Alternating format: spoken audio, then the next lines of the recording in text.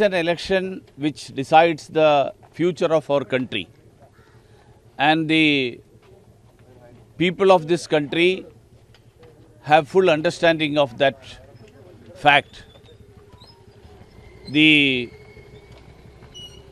good governance, corruption-free good governance of Prime Minister Narendra Modi for the last 10 years, which is there, we are seeking a continuation of that, and the people have decided to give a continuation to the corruption-free good governance of Prime Minister Narendra Modi.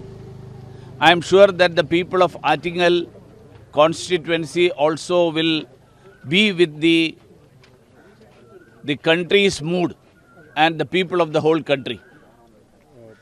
And for Kerala, as regards Kerala, Kerala has received benefits of the central government many times more than what it used to receive till 2014.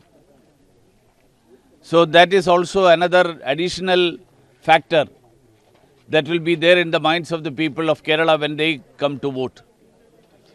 This will be an opportunity for the people of Kerala to cast their vote against the misrule of the Kerala government, which is been there for the last 8 years.